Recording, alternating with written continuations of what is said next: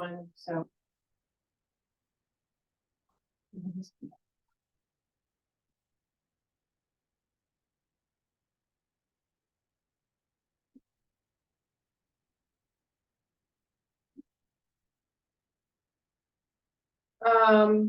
Carrie, you need. I'm going to make the sharing permissions,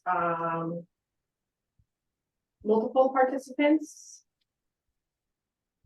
So you should be able to share. Okay. If you want to check though, to see. And we can change it to co-host if that's problematic. That's all good, yeah? Yeah, we see it. Perfect. All right. Okay. Thanks for checking. Yeah.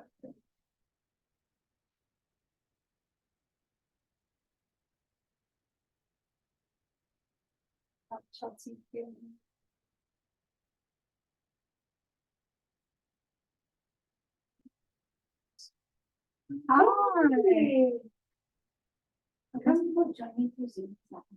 Hi. Yeah, we usually have one or two people who join in person, and then yeah, it's a little bit of just one or two people. Yeah. Yes, people.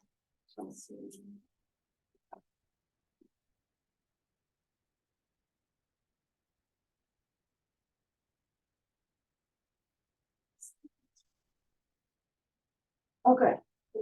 So what are their names? Kelvin.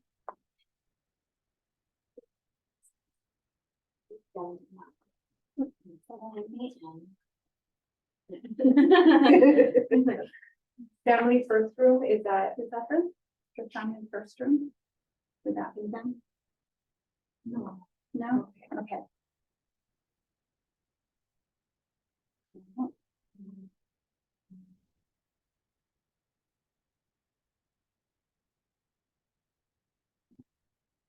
Oh, Kelvin just logged on. Oh,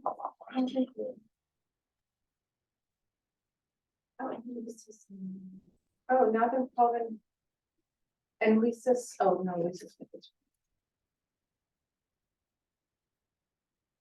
Cool. I wrote something. Who is? Hi, I'm Amy. Okay, we didn't know each other. Thank you. Sure, we were able to get into it. There's facts today.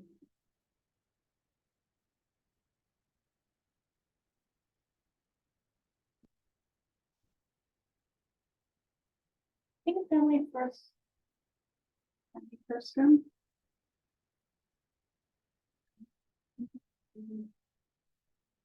Oh, man. I got the good thing.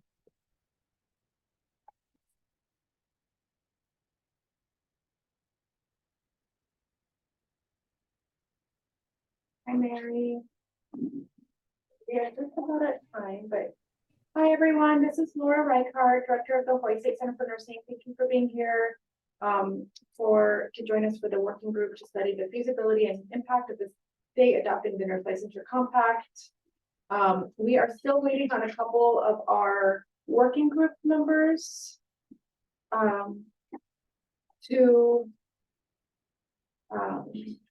log in, and so if you can please just hold tight for another minute or two. And this is also a fuller agenda than we have a lot of people on this agenda. Every once in a while there will be more people, so we're also letting those folks chime in as well.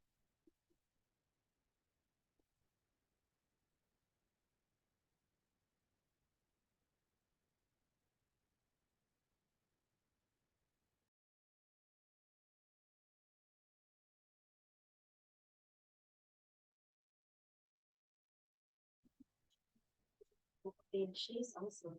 Oh, yeah, she's under students. Okay. Just ask me what the link was. Comment. First, okay. Here we got. We got Emma. We don't have HMSA yet. Amanda just joined. Okay. We got Rapalati.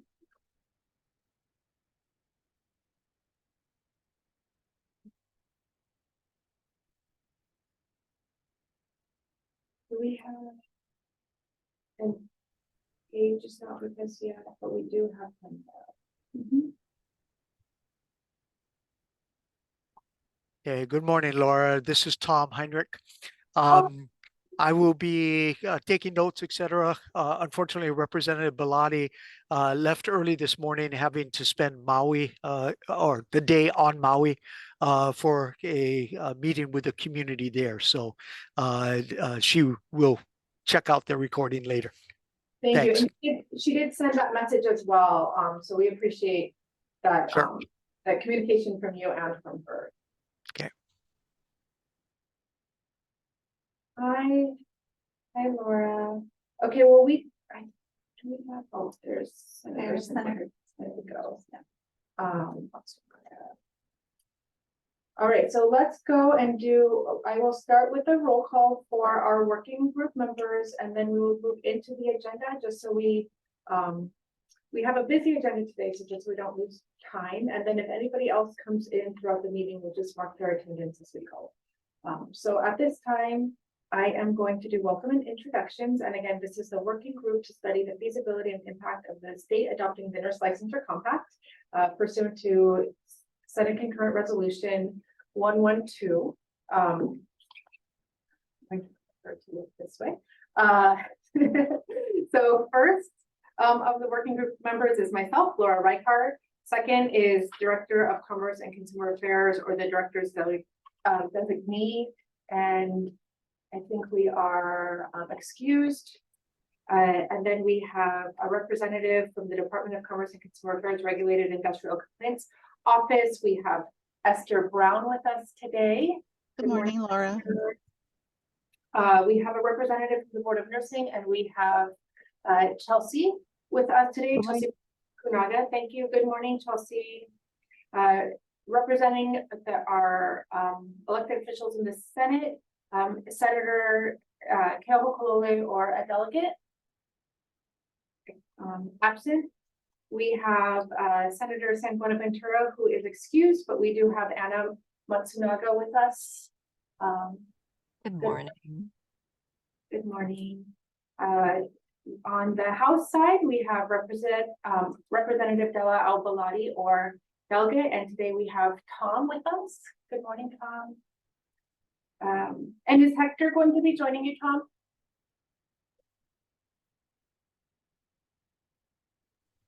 Sorry, no, Hector is not in today, so just me. Okay, great. Good to know. Thank you. Representative Mark Nakashima. And we don't have Lori either. Not yet. Okay. And then from our industry partners, we have Hilton Rethel, whose representative is Paige. She just joined. Oh, she just joined. Hi, Laura, present. Hi, Paige. Hi. We have a representative from the Hawaii Government Employees Association. Jesse is here. Thank you for joining us today, Jesse. A representative from the Hawaii Association of Health Plans. I saw Jen Diesman's name present. Good morning, Jen. Then we have a representative from the American Nurses Association by each chapter, and that is Linda Beechner with us today. Good morning. Good morning. And then also in the room with me is Amy Ono. And then you can see her hand in that tiny corner.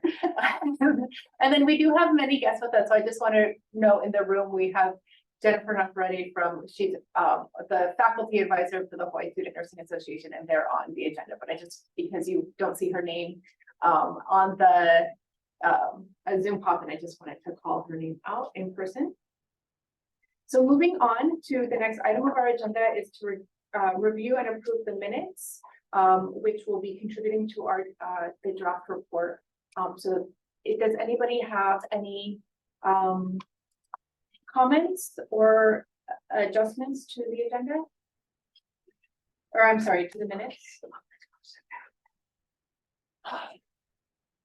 We also have Della Teraoka who is joining us as well. Sorry, you're very unfocused. Okay, hearing no comments from our working group members on the minutes, can I have a motion to approve? So moved. This is Jen. Thanks, Jen. Do I have a second?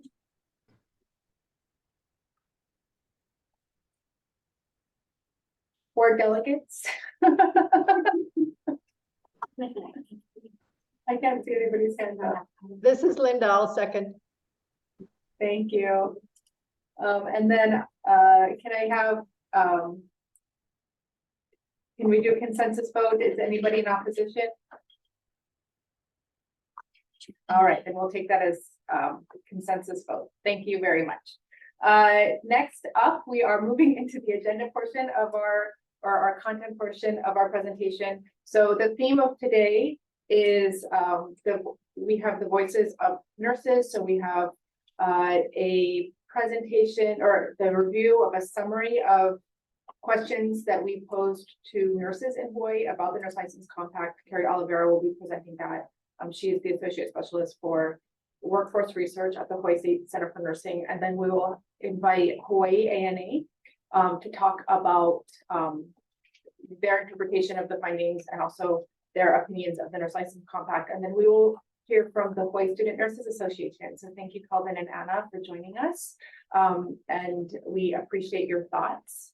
And then after that, we're going to hear from the some employers.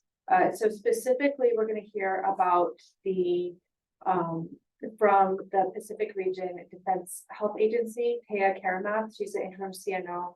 And so this is not just TAMC, the Triple R Army Medical Center, but actually the whole Pacific region. And so we'll hear from her about recruitment and retention, as well as Mary Hamilton, who is the president of Clinical Solutions from ProLink. And then our last panel will be hearing from our educators, because we do know that the Nurse License Compact can influence and affect nursing education, and that's an important part of our nursing workforce. So we're going to hear from them for the last part of our session. I do want to note that we will be sharing these resources after the meeting, and then the resources that were made available to us beforehand were in the material. So if anybody needs them, let us know and we can forward them during the meeting. Okay. But with that, I am going to invite Carrie to present first. Thank you so much, Carrie. Hi, everybody. Thank you so much. I'm going to quickly share my screen, I think. There we go. All right.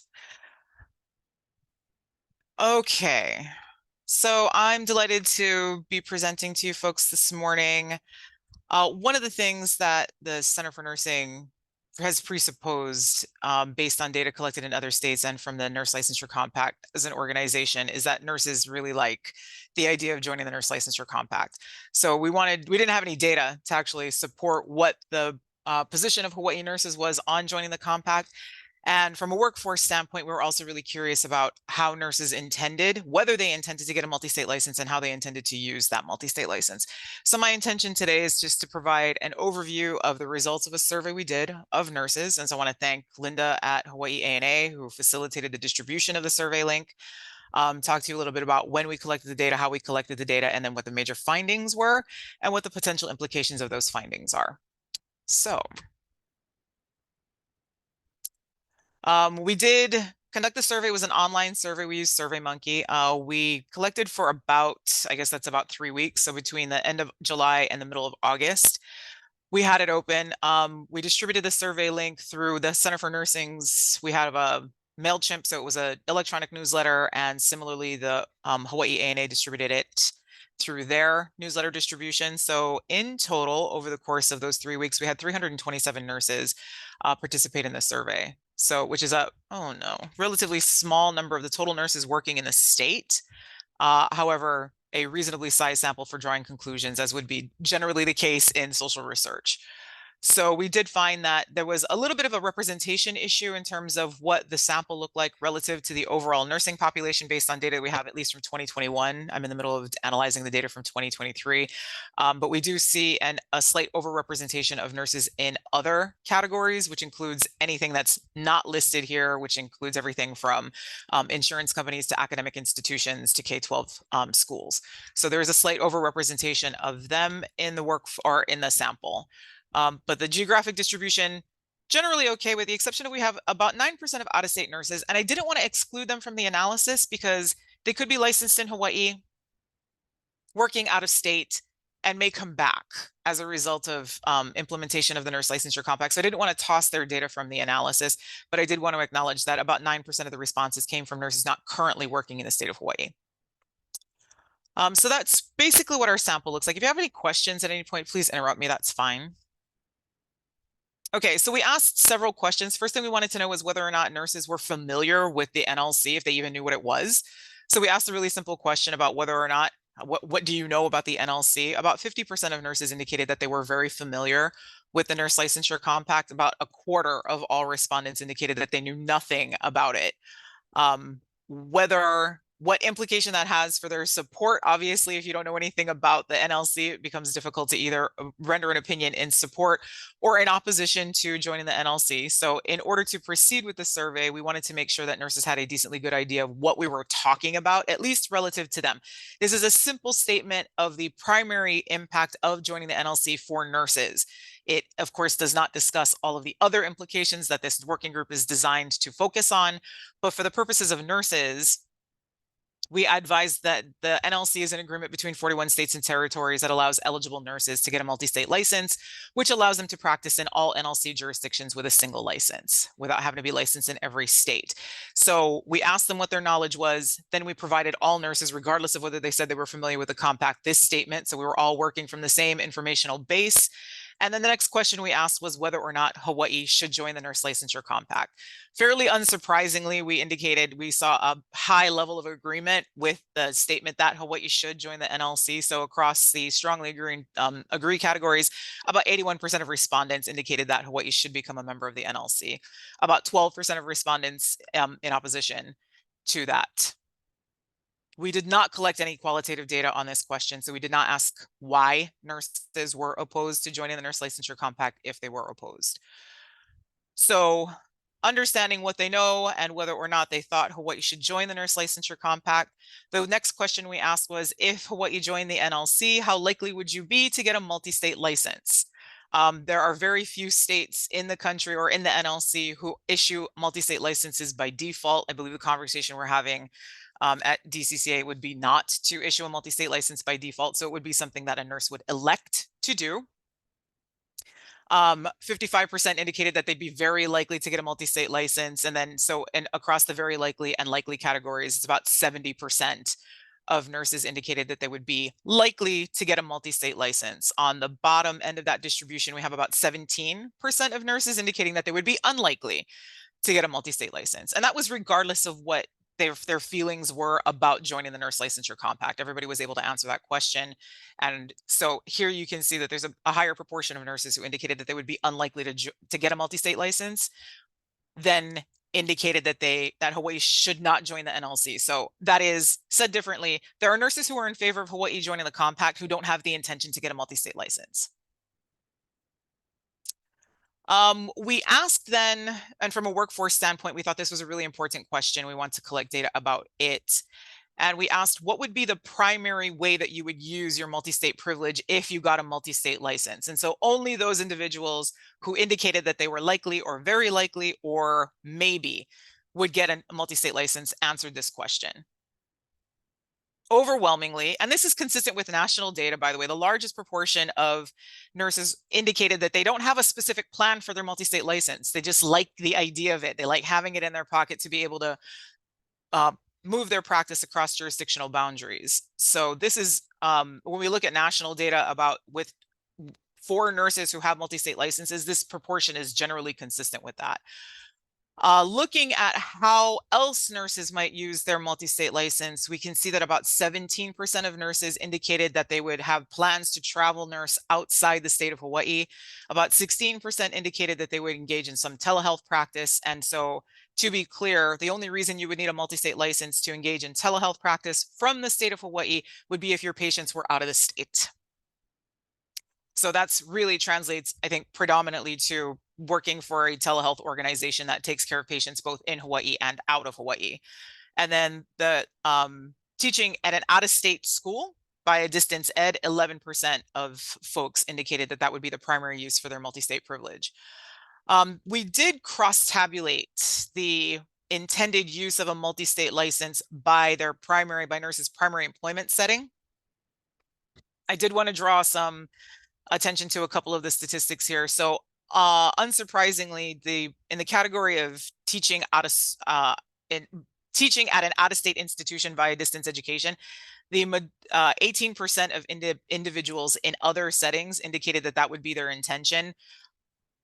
Academic institutions are included in the other category. So I think what's a reasonable interpretation of this number here is that there are people currently in academic roles, maybe adjunct or clinical faculty, who would use their multi-state privilege to provide educational services to schools not located in the state. So I thought that was worth noting. We also have this about a quarter of individuals who work in post-acute long-term care settings indicating that their primary intention for their multi-state privilege would be to travel nurse outside the state of Hawaii. This is consistent with findings that we got in 2021 when we asked nurses about their intention to stay in their current profession for longer or their current role for 12 months or longer. There was a higher incidence of nurses working in post-acute long-term care settings indicating the intention to leave their jobs. This data would suggest that they have the intention to leave the state potentially. So I think what's important about these data is, one, it definitely is in alignment with national findings about nurses' attitude toward the Nurse Licensure Compact and their desire to travel or to use their multi-state privilege to bounce across jurisdictional boundaries. But I do think it's also an important consideration from a workforce standpoint that as much as we talk about the Nurse Licensure Compact as an opportunity to bring nurses into Hawaii from other jurisdictions, these data do suggest that there would be some risk of losing nurses to out-of-state practice. Again, the sample is small and it's not entirely representative of the overall nursing workforce, but I think it is an important part of the conversation to note that the door swings in both directions, right? So as much as we could bring nurses in, there is a risk of us seeing nurses leave the state. Whether or not that would result in a net loss of nurses, we don't have a good way to estimate, but I do think it's an important part of the conversation to bring to your attention. That's the data. I don't have anything else to say. So if you have any questions for me, I'm happy to entertain them now.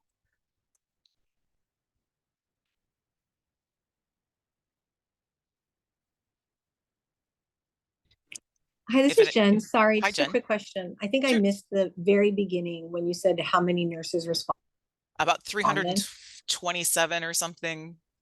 What and kind of like what percentage is that of sort of the licensed ones in Hawaii or so? Well, we're waiting on the current license counts, but it's a really small proportion in general Okay. of nurses. Yeah. Okay, thank you. Other questions? Well, if you come up with any, please let me know. Thank you so much for your audience. Appreciate it. We'll have, thank you so much, Carrie. We'll have, after ANA Hawaii and Haisna, there might be some general questions that come up for you as well. So if you can stick around. That'd be good. So our next up on our agenda is the Hawaii chapter of the American Nurses Association. And Linda, you are up. Do you need us to give, or you should be able to share a screen if you need to, and if you don't need to, you're just welcome to. I don't need to share screen, but thanks, Laura. It's so hard to follow Carrie. She does such a great job of presenting data. Okay, so we are the Hawaii American Nurses Association, speaking for registered nurses within Hawaii who live and work here. There's about 16,000 of us. And right off the bat, I'd like to say that Hawaii ANA opposes Hawaii joining the Nurse Licensure Compact for RNs, and here's why. While it looks like a win-win for the Hawaii nursing shortage, it's not. It increases Hawaii's exposure to unsafe care for our patients.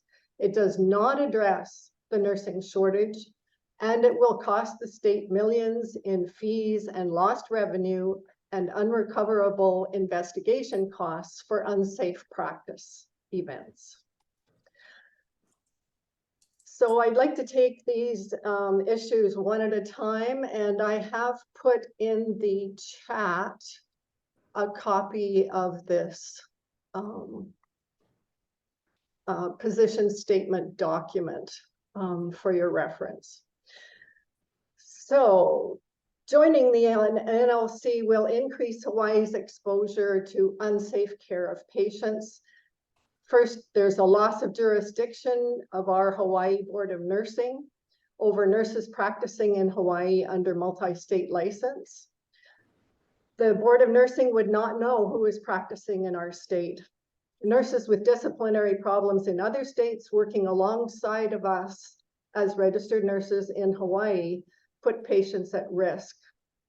Increasing barriers and costs to swift and effective disciplinary action being taken by the Board of Nursing is compromised with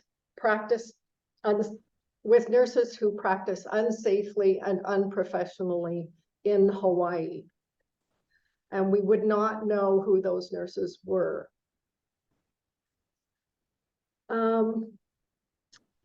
My second point is that this whole discussion of the NLC, as I've pointed before in this group, is a diversion from the good work that our legislators do in solving, or could be doing in solving, the actual causes of the critical nursing shortage in Hawaii, including endorsement and temporary license process improvement and RN working conditions reform. Practice safe care. Out-of-state endorsees need to be vetted by our Hawaii Board of Nursing and have a Hawaii RN license to practice safe care to the people of Hawaii, is what we are stating. Nurses will need to know who we are working alongside of and that they have been vetted by our licensing board. A temporary license regulation exists and was put on hold pursuant to the present emergency temporary permit statute during COVID.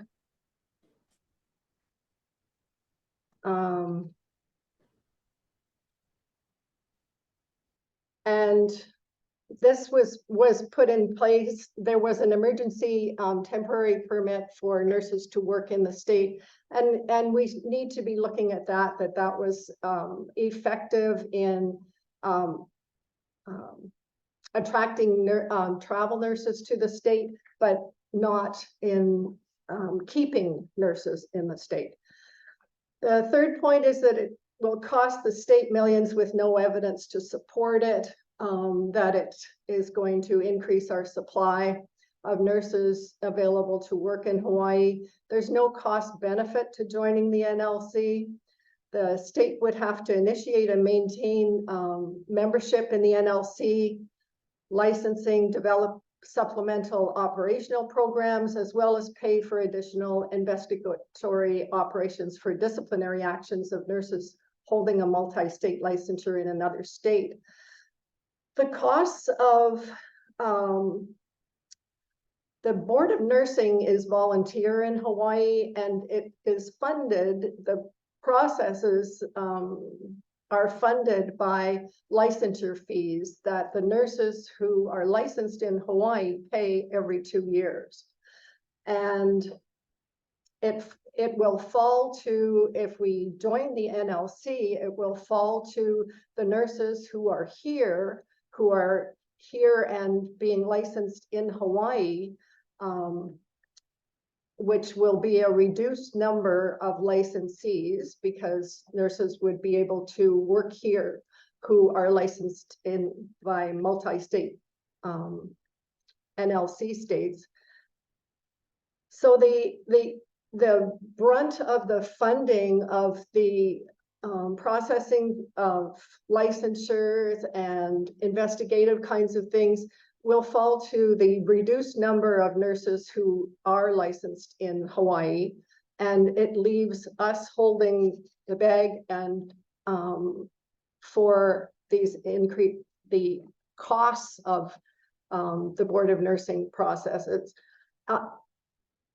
Currently, you know, there are issues with the time it takes and the staffing issues at the Board of Nursing where that could be addressed in other ways in order to increase the availability and the immediate availability of nurses who would be working here temporarily without compromising all of this for the nurses of Hawaii.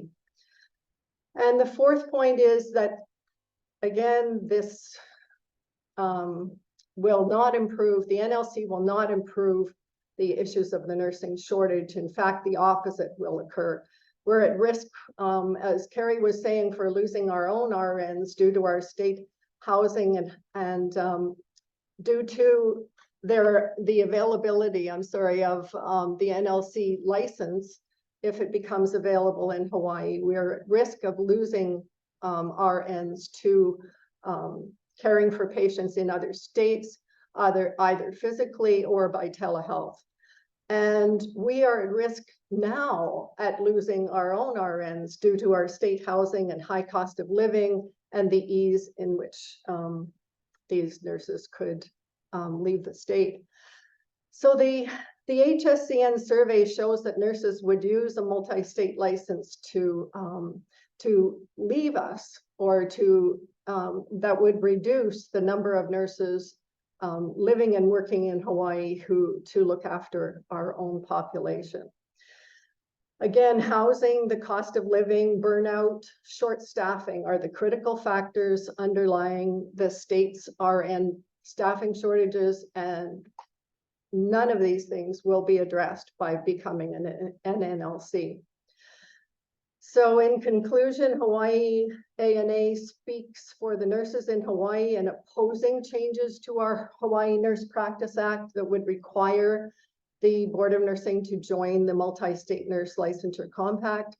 And nurses in Hawaii deserve actions by our state legislature to support nurses who live and work in Hawaii, who strive every day to provide high quality, safe patient care in all of our communities.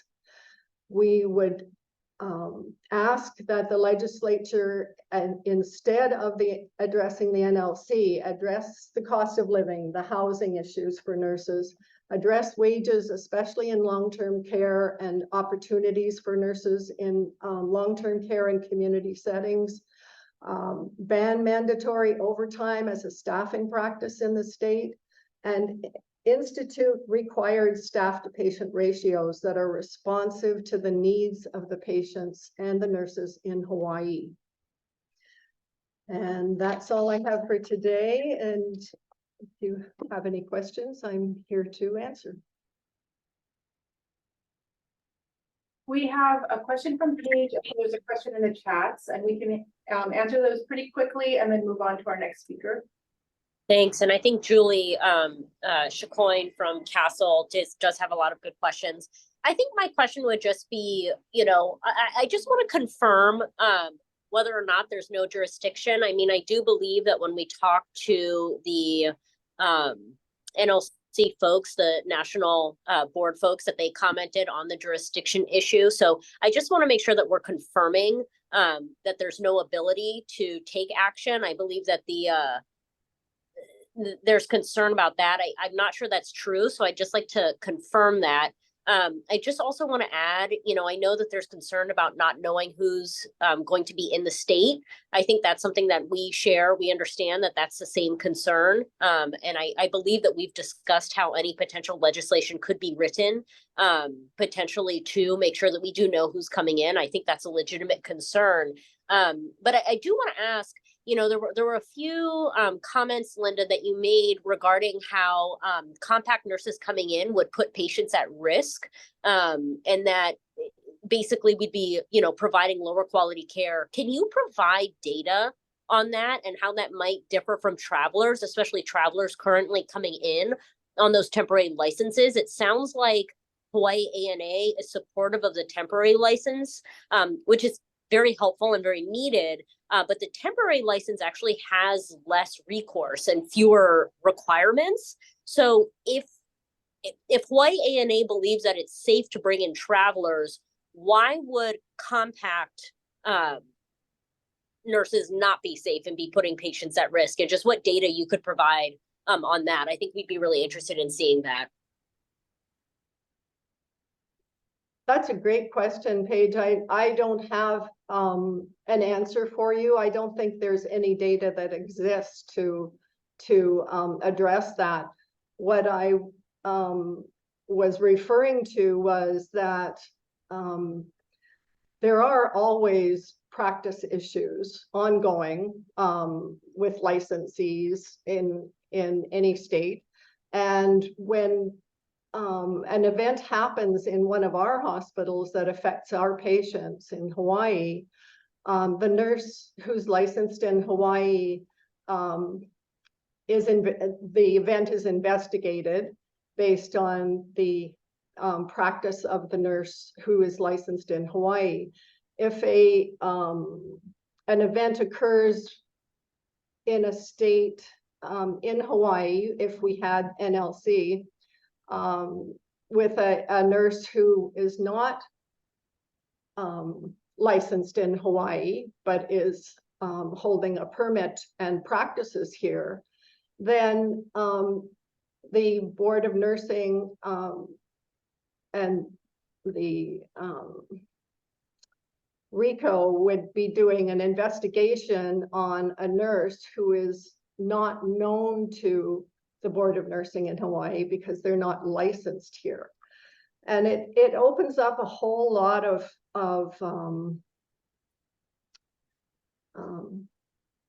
potential for nurses who are under investigation in various states to move around ahead of any conclusive investigation or disciplinary action while they continue to practice. And we see that as a very negative component of instituting the NLC. Yeah, and I think thank you for that, Linda. I appreciate that, and I think that we talked about it a little bit when we had Nicole and Robert. But maybe, do you think, Laura, maybe we could talk a little bit more about what, I think it would just be useful for the report to talk about what ability there is for the state to be able to track and provide disciplinary action, because my understanding is that there's a pretty comprehensive way to take disciplinary action. And so if that's incorrect, I think it would be good for us to revisit it.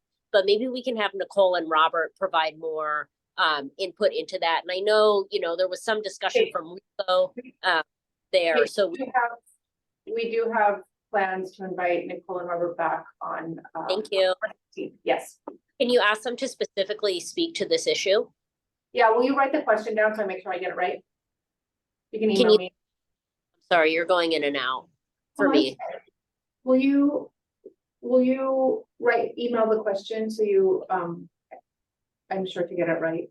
Yeah, I'll email it, but I think essentially we need to go through what the disciplinary actions look like. I think we just need to go through that portion again in a little bit more detail. That's what I think is kind of catching me.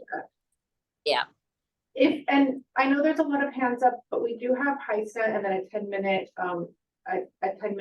section after that, or which we're eating into now. So I'm gonna ask actually that we can pin the questions, let them present, and then we'll come back to all of the questions after that, just to be respectful of time in case any of, because these are students, so if they have classes to go to, we want to make sure that they can get on to their next activity. So at this point in time, and sorry to have put a pin in the questions, I'm going to ask that we have our two student representatives provide your thoughts, if you've had a chance to talk about this with your high school group, or if you have any personal considerations. Could you say what your considerations are as a nursing student for as a future licensee, and your thoughts about, you know, in terms of job prospects or how you're thinking about getting your license, what that future holds for you, just so we have an idea of what our future nurses are thinking of as it relates to the compact. And we have Calvin Manganan, and please correct my pronunciation if that was incorrect, and Anna Jane Fujioka with us. Good morning. My name is Anna Jane Fujioka. I was the past president of HISNA. Myself and Kelvin actually just graduated this past year, so we're newly licensed nurses. So our stances will come from a new grad perspective. I did want to touch on a point made from both Carrie and Dr. Linda Beechner from ANA about the worry of losing nurses through becoming a compact state. From a new grad perspective, I know that majority of my class was passionate about working in Hawaii and about our Hawaii community. But as new grads, we go where the opportunity is. And unfortunately, sometimes that's not always in Hawaii.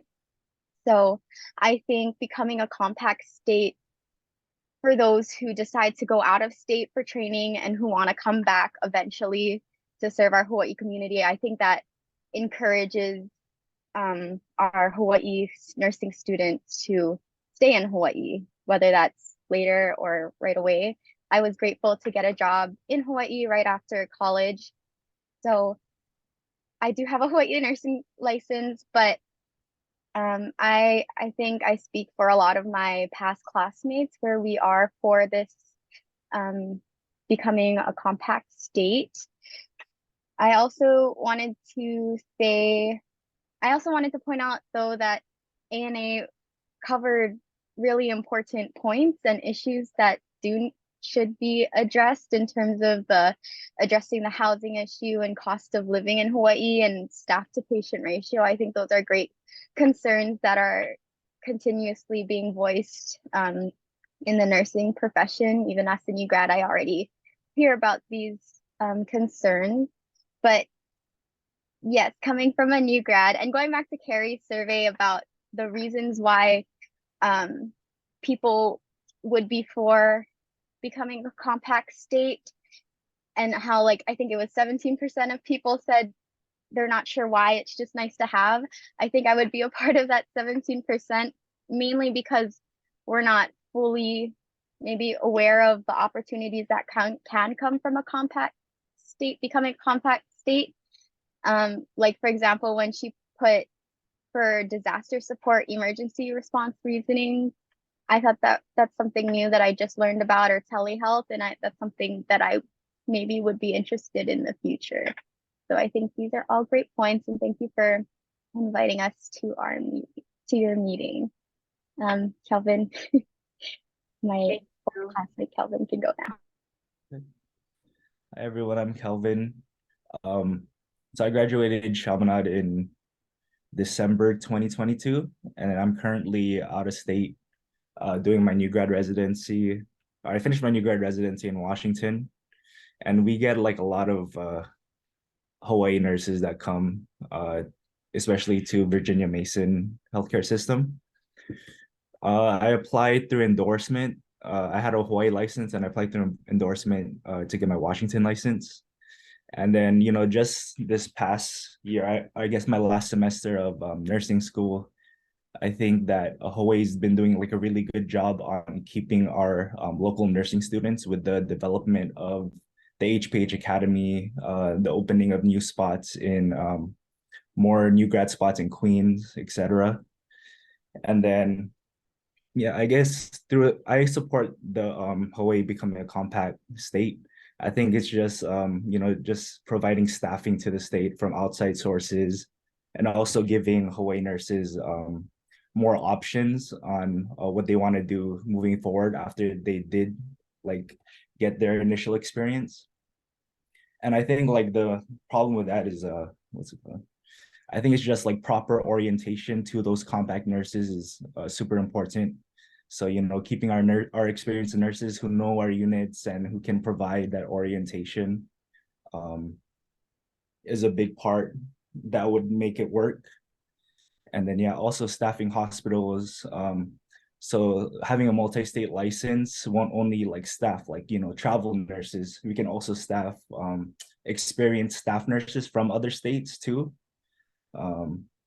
And yeah, I guess just the process of getting people to work faster. And I know that the Board of Nursing, they do what's it called? There's like a process to getting all those paperworks in and everything, especially when it's grad season and there's a lot of nurses that are applying for their licenses. So it might take a little bit longer for like, let's say a travel nurse to get all their paperwork to come into the state at that time. And yeah, that's all I have. Thank you for inviting us. Thank you so much, Kelvin, and it was really wonderful to have both of you present and provide kind of two different sides of a similar experience as new grads. So we really appreciate your contribution. At this time, we do have a couple more minutes for questions before moving on to our next section. Paige, I see your hand is up, but we had Jen Dietsman previously in the queue, so I'll ask Jen if you want to ask. Okay. Yeah, sure. And maybe it's more to you, Laura. I'm just trying to understand the two speakers and the surveys that were done. Carrie, was the survey done on Hawaii nurses? Because I thought you had said it was primarily Hawaii nurses who responded, because that's sort of in conflict in a way with what I believe Linda was talking about in terms of the nurses not being supportive at all. So I just want to make sure we're sort of like looking at the same group of people. So we're surveying Hawaii nurses. It seemed like there was an overwhelming support. So I just kind of understand, is there a different nursing group that Linda, you're working with? And I'll answer that quickly as a general overview, and then if anyone has chime in. So the Center for Nursing, Hawaii State Center for Nursing, created a survey that asked nurses about their opinions. That survey was distributed through ANA Hawaii, or Hawaii ANA, excuse me, as well as through our newsletter and social media. And it was made kind of generally available to the public. So we did an email licensed nurses through the Board of Nursing database. It was kind of through our natural networks. The Hawaii ANA is a professional association, so it's a membership association, and the Hawaii Student Nursing Association, HISNA, is also a membership organization for nursing students. So there are two different professional organizations. One is for registered nurses, including, I mean, it's a large group, so it does include students, I just want to say that. But then HISNA is the dedicated Student Nursing Association that has representation from every student nursing organization across the state. So Chaminade, UH Manoa, Gotcha. Hilo, UH Hilo, all of the nursing schools. Yeah, so again, so just to clarify, I guess, or clarify who was asked. So HCSN put it together, ANA sent it out, as well as HCSN sending it out, and Hawaii nurses were responding. So just because I'm just a little curious of the disconnect then, because when I see the data, and albeit it was a limited data set, right? But when I see the data, it seemed like it was overwhelmingly supportive. But when I heard ANA speaking, it sounded like they were overwhelmingly not supportive. So just trying to figure out what that disconnect is in terms of like the data. Thanks. And Linda or Nancy, if you want to answer that, because I think that question is really about the interpretation of the data as compared to the organization's opinion. Yes, I'll be glad to. Thank you, Laura. And thank you for the question, Jen, because I can certainly understand that you heard both and you did hear both. First of all, I'd like to say that a small sample of 315 nurses out of the tens of thousands that are licensed in Hawaii is a very small sample. And it was focused on would nurses be interested in getting a multi-state license? And from our perspective, as the professional association, what the survey showed was that yes, nurses in Hawaii who answered this survey clearly showed that they would be interested in an NLC license in order to take their work elsewhere, either physically by moving to and working in another state, which doesn't serve the state of Hawaii patients well, or by telehealth. So we have a very active advocacy committee and that is active with our members and with nurses throughout Hawaii, including the schools of nursing and etc. But we have been diligent right from the beginning when this bill was first introduced several years ago in looking into this and talking to our colleagues about this. And that's where our position statement came from, is from a much deeper dive into what this would mean to the patients in Hawaii and to nurses who work in Hawaii. Thank you, Linda. And then Paige, you had a question. I do. I have two comments actually. And the first is to Anna and Kelvin. Just thank you. And I hope you never meet my family, because my mom in particular would say, why can't you be more like Anna and Kelvin? They're doing incredible work and you're so well spoken. So I just really appreciate you guys taking the time today. And I think what also might be helpful, Laura, and I don't mean to just kind of add on to the work, but it's what I'm hearing as a theme, I think even from, two organizations that might have slightly different positions on the compact is, there does need to be opportunity in the state. And that's something that I think it's not just about, okay, can we track who is coming in, right? Who is, how much are the fees? How much, are people going to come in and out? It is about, how are we creating an environment where this is a piece of the solution and not the entire solution, and what can we do, such as a residency. But I think also something that we've grappled with is also just affordability, right? When Anna was talking about what the opportunities are, and decisions that you make, I think inevitably, right, affordability does come into play there. And so I think that's something that we can't solve in this group, even though, Laura, I would love to have you solve the affordability crisis. That would be great if you could just take that on as a side project. But, I think it's just something for us to consider, right? That it's about what are all the pieces, and is this a piece in that solution? But I think that was something that I just wanted to highlight, was that there are other things that we should be focused on too. Thank you, Paige.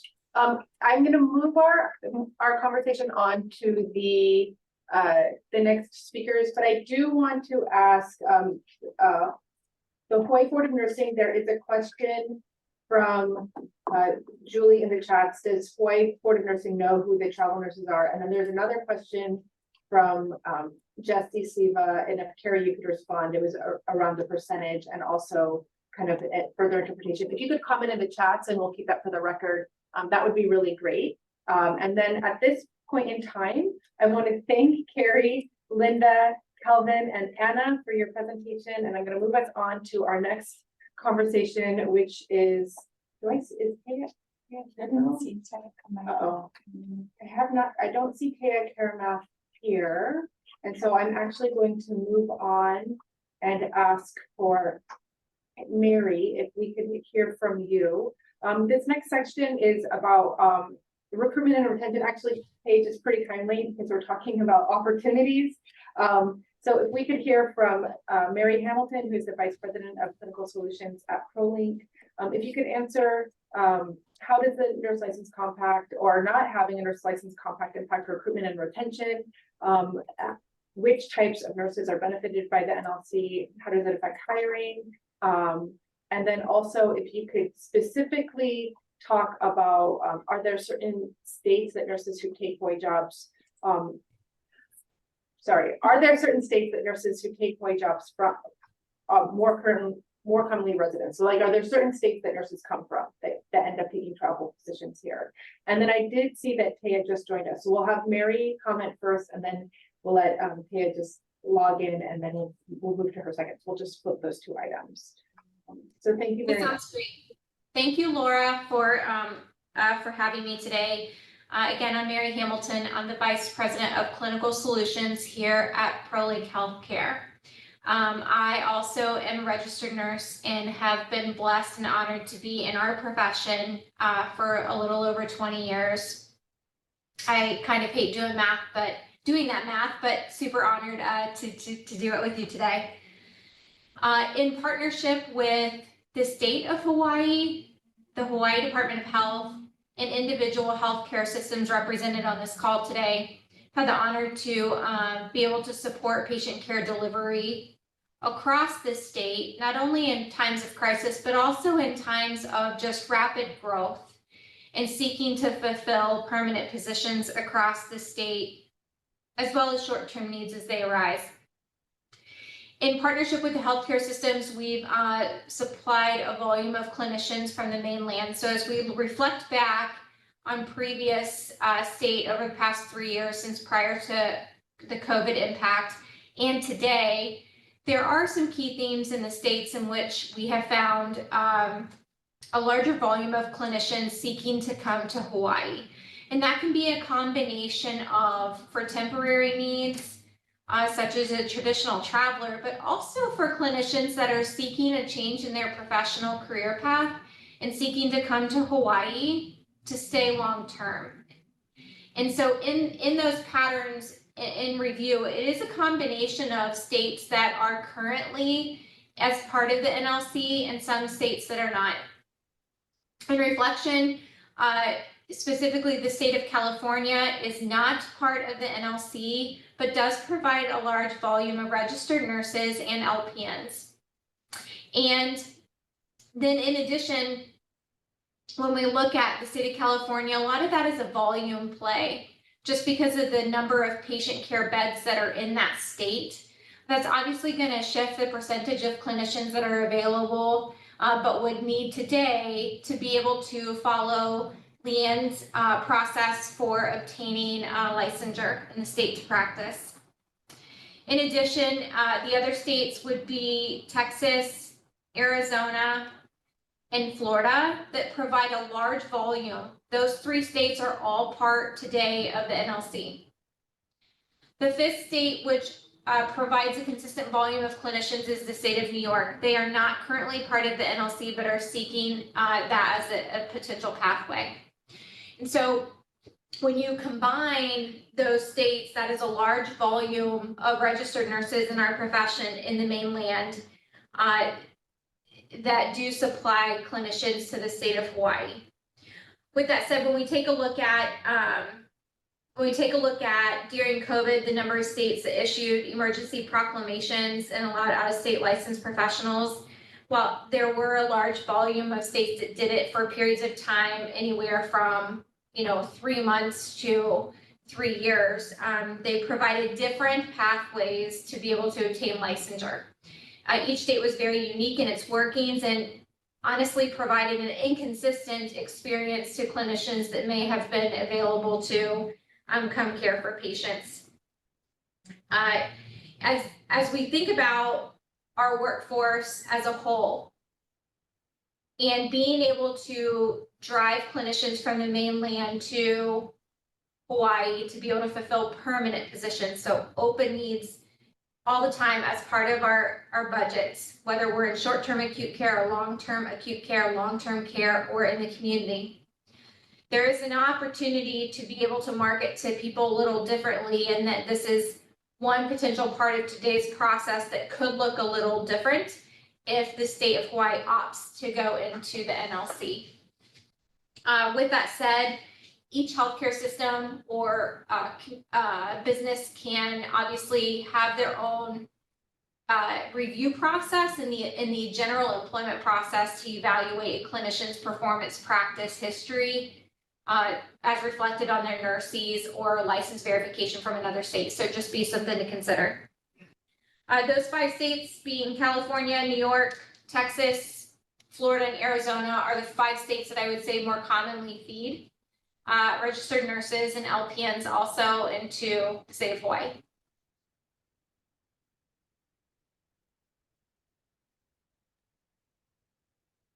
I think I may have had a question in the chat.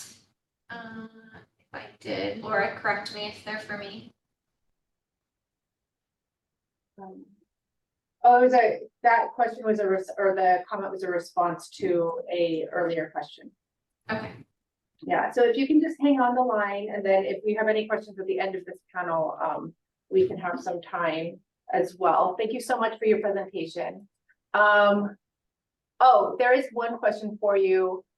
Carrie Oliveira asks, do you know how many of the nurses from those NLC jurisdictions already have a multi-state license? Carrie, the percentages are not always reflected by each individual board. I think that is something that we can explore in those 5 states.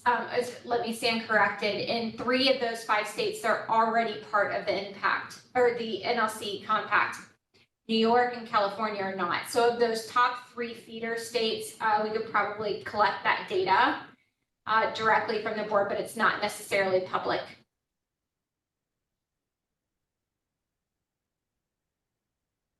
Thank you very much. And at this time, I'm going to invite Pea Karamath, the interim CNO for the Indo-Pacific region of the Defense Health Agency. That includes overall Triple Army Medical Center and the Hawaii region. And Pea, thank you for joining us today. And if you could answer questions related to how does the Nurse License Compact or not having Nurse License Compact impact recruitment and retention? Which types of nurses are benefited by the Nurse License Compact, how it affects hiring. And then we also wanted to hear specifically about how many nurses in Hawaii are under kind of your organization's employment, and how many nurses are military spouses within your organization. So if you have any answers related to that and any other information would be greatly appreciated. Thank you.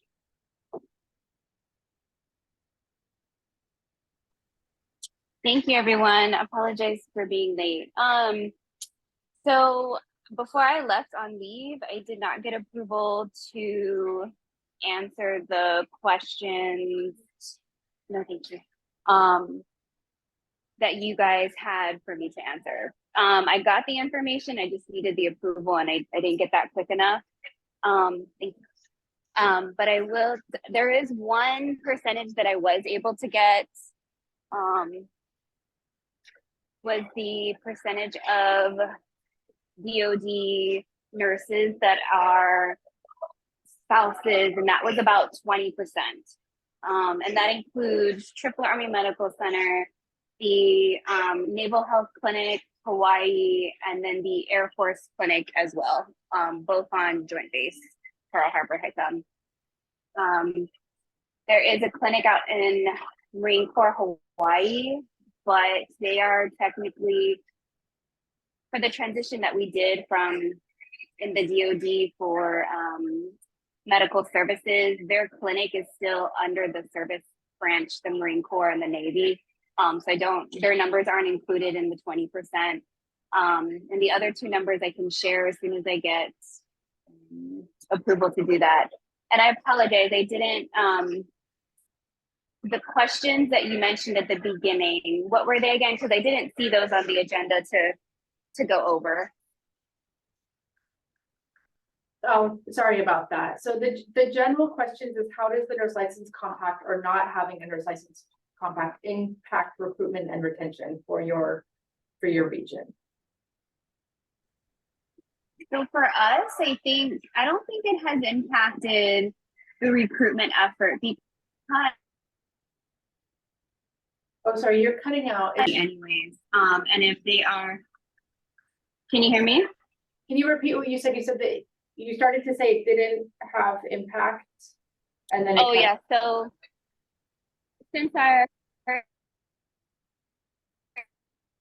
nurses or DHA nurses, actually, Defense Health Agency nurses in the Hawaii region, since their spouses, you know, they come here, they're going to be here anyway. So if they have to either, you know, if they're advanced practice registered nurses or they are RNs or LPNs and they want to continue their nursing practice, then they're going to switch to get a Hawaii license. Most of them keep their licenses that they have at a previous state just because of the nature of the military and moving every 2 to 3 years. For the rest of the nurses, and just by experience, when they come to Hawaii to practice nursing, if they're not contractors or traveler nurses, I haven't heard, at least at Tripler, and I've been working there since 2007. I have never heard of anyone either complaining about switching or the process being hard to switch to a Hawaii nursing license. So just from experience, I don't think that has any real impact. I know that it would be for the military nurses specifically. I know that it would be convenient if they could, if Hawaii was also part of an NLC from a state that they previously come from. Because I know they like to keep their licenses from the state that they originated from. But you know, when I heard about the potential for Hawaii to join an NLC, even though I am actually a permanent state of Hawaii resident now, I had positive feelings about it. I personally, just from my experience of being in Hawaii and also being in the military active duty, and from the spouse and talking to the spouses, I think it definitely will be beneficial and just one less step for the military nurses and the spouses to have to do as they transition into Hawaii. And I know it all depends on if their original state licensure, you know, is part of an NLC, but if it is, and that's just one less step for them to get situated, you know, find a job, and get into a job much quicker. I hope that helps. No, that's really wonderful. Thank you so much. And then at this time, we do have a little bit of time for questions. Does anybody have any more questions for Mary or Taya? I have a question. Mary Farmer. So there are several, I mean, obviously there are several things to consider. But one question, of course, on all of our minds is the issue of safety. And I just wondered, what about the national databases that are available through the National Council of State Boards of Nursing, where if there are disciplinary actions against nurses? My understanding is that our state can participate in the National Council of State Board of Nursing's practitioner data bank regarding nurses, in which case we would be able to see if there were disciplinary actions against nurses in other states. That's correct. So there's a database called NURSYS, NURSYS. I will send you, Mary, that we've discussed that at past meetings, so I'll just send you that information. But that is NURSYS is something that Hawaii already participates in, and it's also used by the Nurse License Compact. Leanne's hand is up. Oh, Leanne, did you want? Thank you. I didn't somehow that stopped working on my computer. Sorry, I don't know where the raise hand button is. Just to clarify, Mary, there's two things you mentioned. One is the NURSES, which is a license verification under the National Council of State Boards of Nursing.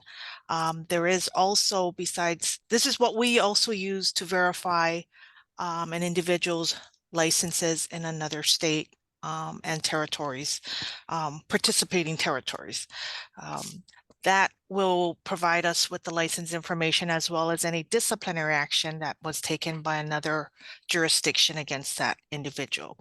The National Practitioners Data Bank is a separate federal repository that all employers, as well as boards of nursing, need to report any disciplinary action, including malpractice insurance, to this repository. We also require this in regard to before issuing a license. I just can't remember right now if that is a requirement for the NLC. Okay. Some states will take disciplinary action or consider a medical malpractice insurance payout.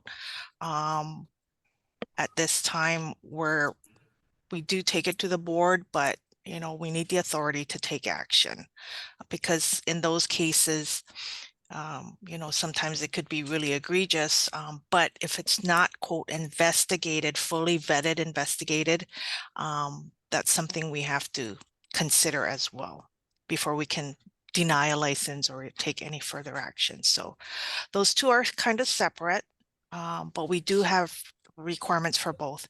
For the employers, they can also sign up for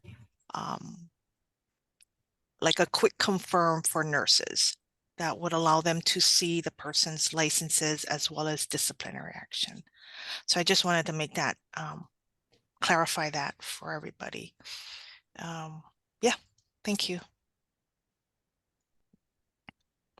Thank you, Leanne. And then Mary Hamilton had her hand up. Thank you. In addition to exactly what Leanne said, one area of thought around the nurses is, as an employer, there's an opportunity to set the frequency in which you choose to run a sweep of nurses for your current employees. That is up to each individual employer. Given the nature of our work on the temporary workforce solution side, such as travelers, we may run at a higher frequency than compared to a permanent employee inside of a given healthcare system in Hawaii. One area of conversation would be to maybe consider a best practice or a suggestion to employers if we transition Hawaii into the NLC. I found during the period of leveraging emergency proclamations in order to move patient care providers and registered nurses as efficiently and quickly into the state of Hawaii during the pandemic, we were consistent with the practices set forth by Leanne and her team with the Board of Nursing. In addition, we would sweep that system just to make sure that we had all of that information fresh and current. So not only at the time of application for review of their Hawaii emergency proclamation document, but also routinely when they were on island. So just something to consider as you look at that option, as Laura said, on the nurses front. Thank you so much, Mary. I really appreciate that additional information and considerations for employers if the nurse license compact were to be introduced in Hawaii.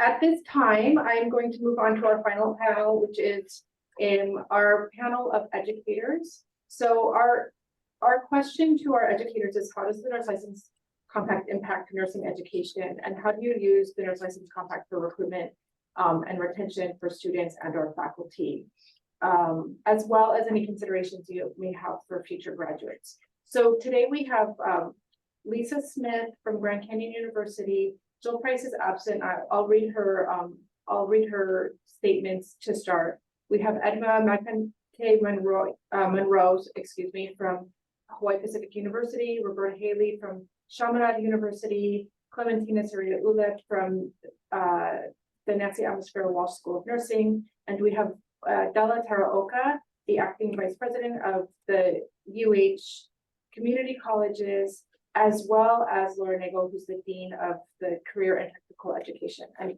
just to start, because she was absent, oh, it's right here. Jill said that for certain states that require an RN and or an APRN license to teach students residing in the said state. For example, Florida, a compact state, requires faculty to be licensed to teach both didactic and practicum courses. However, even though she, as an example, has a Hawaii and a Florida license, since Hawaii is not a compact state, I still need a single state Florida license, which I must renew along with several other states that are compact. If Hawaii participated in NLC, this would help any faculty or visiting professors receive compact status if they reside in Hawaii. So in the long run, it'll save on cost to obtain multiple single state nursing licenses. It would help in the recruitment of faculty to teach in online programs. So that is what Jill Price, who is unable to attend this meeting today, offered from Chamberlain University. And then at this time, I'd like to invite Lisa Smith to start our conversation about how the Nurse License Compact impacts nursing education. Hello, thank you for the invite. I am here from Grand Canyon University, which is located in Phoenix, Arizona. We are a compact state. It's been great to hear the discussion from this group. And I also am an Arizona Board of Nursing member. I've sat on the board for 5 years. So I certainly appreciate a lot of the discussion, a lot of the concern that has been expressed, as well as, the excitement. So there obviously are two sides, to this discussion. But I'm speaking today from the educator's viewpoint. And much of what you just shared from the other individual is pretty much the same across the board.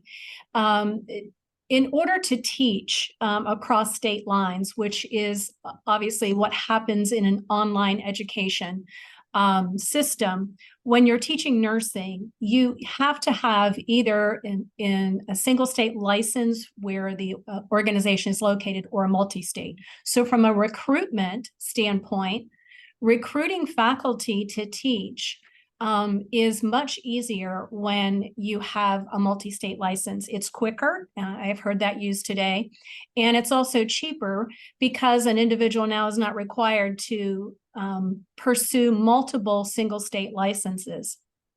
And so the onboarding time is quicker. Retention, obviously, it does help with that as well. Many of the states, well, I should say all states, boards of nursing pretty much regulate a program that leads to initial licensure. So that's either pre-licensure or advanced practice. And when students are performing clinical rotations in those states, faculty that are overseeing those students must hold licensure in that state or hold a multi-state if it is a compact. So it is better for an institution from a hiring standpoint to hire faculty who have multi-state licenses. If an individual is interested in being hired, let's say by an academic institution such as Grand Canyon, and they reside in a state that is not a compact, they would have to seek out an Arizona single state license in order to be able to teach. So it's a little bit more costly for that individual to maintain multiple licenses, especially if there's continuing education and other requirements associated with renewal of that license. And then I'm available for any questions. Thank you so much. And I just wanted to say, I realized I didn't state this. So Grand Canyon University and Chamberlain University have very large presence in Hawaii. So as online, out-of-state online programs, there's a large presence. So I wanted to invite them. And then moving into our in-state programs, if we could hear, I'll call you out, but it'll go Edna, Roberta, Clem, and then Della and Laura. So Edna, can you answer the same questions? Aloha, everybody. Sorry for being late. I had to come from a class. But I think that what Lisa and I think it was Jill who had mentioned, because Hawaii Pacific University has an online graduate nursing program, the hardship is ensuring that the faculty that teaches students that in particular state have license in those states. So we're new in the system, so we're trying to figure out ways to ensure that our faculty are actually licensed. So if they are the multi-compact license, then it's a good thing for us. But if they don't, then right now HPU is trying to fund particular faculty so they can be licensed in those states where our students need to have faculty that are licensed in those states. So but basically we try to open as much as we can in terms of faculty hiring. So I think this would be a good recruitment and retention for not just for our faculty, but for our students. Now, what are some of the considerations?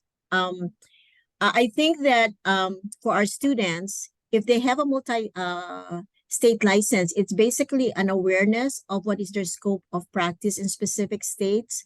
I know I can speak personally, being a former a spouse of a retired military. Wherever I go, I have to make sure that I understand my scope of practice as a registered nurse or as an advanced practice registered nurse. I think reflecting a little bit here, I think for some of our students that are military or have affiliation with the military, whether they're family members or active duty, I think having that multi-compact license really is very helpful. I know when I lived in the DC, Virginia, and Maryland area, I actually had a compact license so I can cross borders or boundaries to actually practice. So this actually, the multi-state can affect nurses who are seeking their graduate degree here, obviously in Honolulu. So then the last question is, does the NLC have an impact on your ability or capacity to train nursing students?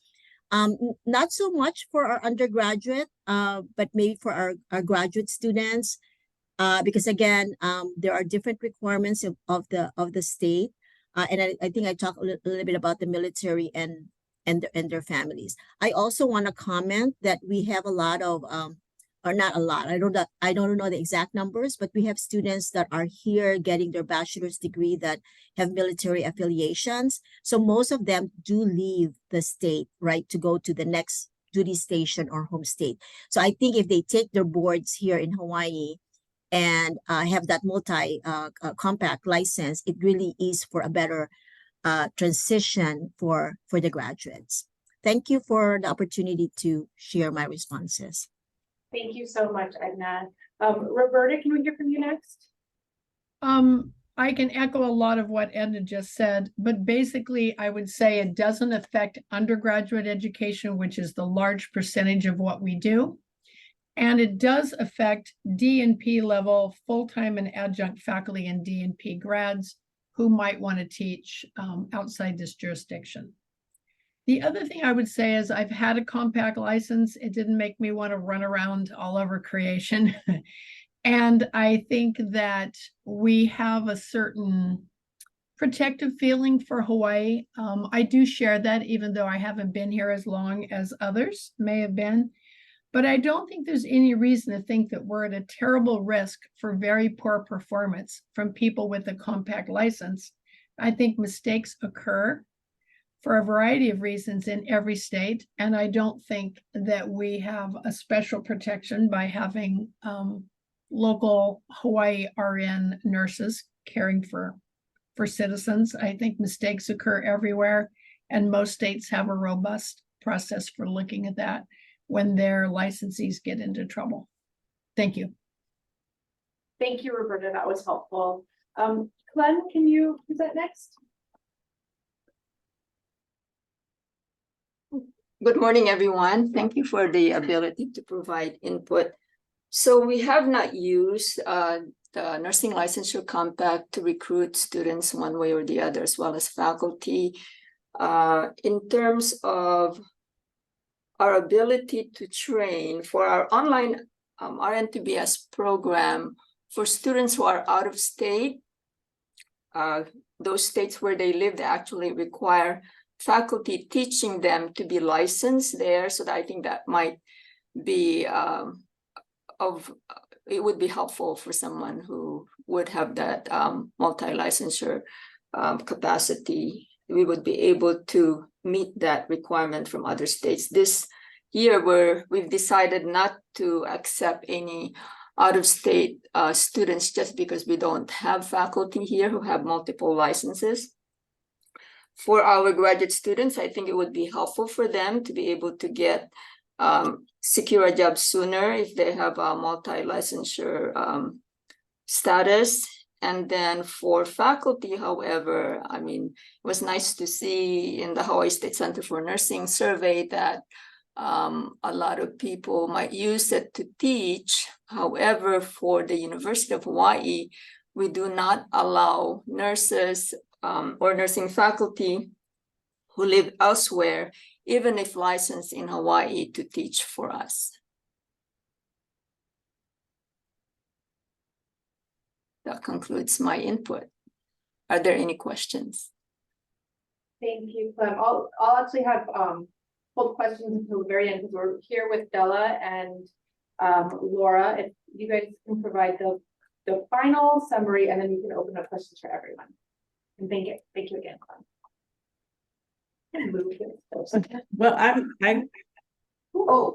to go off your audio there. Okay, sorry. I was trying to be helpful. Thank you. Can you guys hear me? So I think, well, I agree with a lot of what's already been said. My general sense is that the NLC would be positive for us in terms of recruiting faculty. I also was thinking about that statement about, I think our students want to be in Hawaii. I thought it was interesting when the students were saying, you know, sometimes they have to go away, but they want to come back. So it seems like it'd be a positive thing for our students, and it seems like it'd be positive for recruiting. You know, if people are struggling with the cost of living, they're going to go without it. Like, I don't think not having it is going to make them stay here if it's too expensive. But I did want to ask, I also have Laura Nagel and Mary Farmer, who is one of our nursing directors. So I was going to see if Laura or Mary had any additional comments. Please, yes. I think one thing we were just kind of talking about was that if our capacity was higher for training, then maybe this would be more of an issue. But at the moment, we're not seeing that would threaten our own recruitment efforts. I think one question was, how would the continuing education requirements that might be differing, how would that impact training? And I don't think we really understand how that might impact that. And then Mary, were there some other points you wanted to share? Well, I mean, I think this brings up other things, right, that maybe we haven't considered. You know, my understanding is that we have 14 faculty vacancies in the UH community college system for nursing faculty. And so, you know, just the fact that we don't allow nurses from other states. And it sounds like even if we had the NLC, it wouldn't help us with that. So, you know, from my perspective, from the educator's perspective, I mean, it sounds like we have some policy things we need to consider, even aside from this particular issue that we're all dealing with as well. Because we have an awful lot of vacancies, and I think that something like this just brings that conversation up. Why can't we hire nurses from other states to help us teach? But I mean, other than that, you know, I don't see it having a great impact on us and our students, other than it may be helpful to have more qualified faculty available to teach across state lines. Thank you so much, Mary and Laura, for chiming in as well. So I had a little bit guessed that this last section would fly through the conversations, and you all did. It didn't take 7 minutes, and we're far ahead of schedule at this point.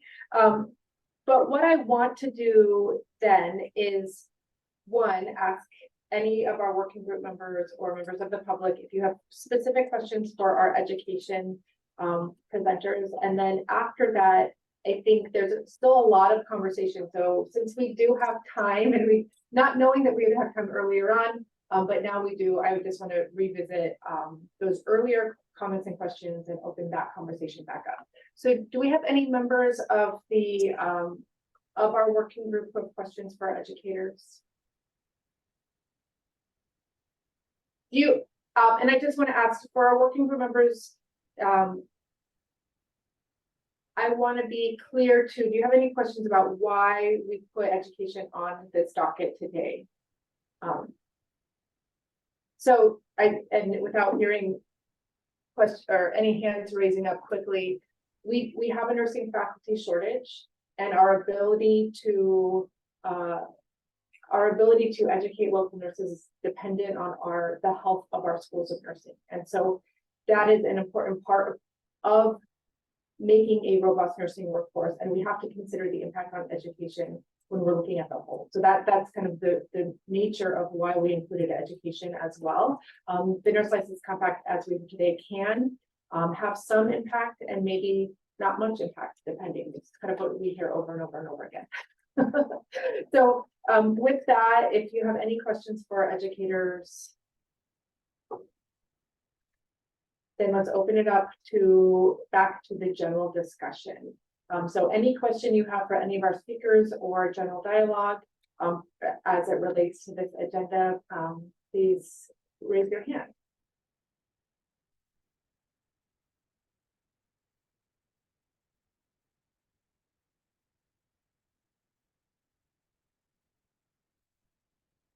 And I see Paige is making a suggestion related to additional questions for NCSBN. So Paige, if you can articulate those questions by email, we'll send them over or we'll put them into our final agenda. Paige sends thumbs up. Did we have any other questions that were unanswered by way of this private chat? It was a busy chat room today.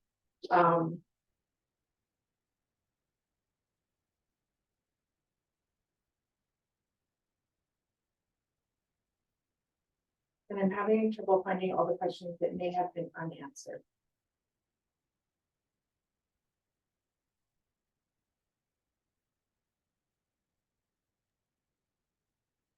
I mean, I guess I do have just one inquiry. I was looking at the Hawaii State Center for Nursing's info graphic on the question of NLC, and it does say on here that the NLC nurse facing disciplinary action can provide patient care until their license is encumbered by their home state. And most of the evidence that I'm looking at doesn't seem to concur with that. Most of the evidence that I've seen regarding an NLC nurse is that they are working under the laws of the state that they're in, and that it does not have to wait until it's investigated and remedied by their home state. I could share some of the articles that I've found that information in, and perhaps someone from a compact state that's on this call could speak to that as well.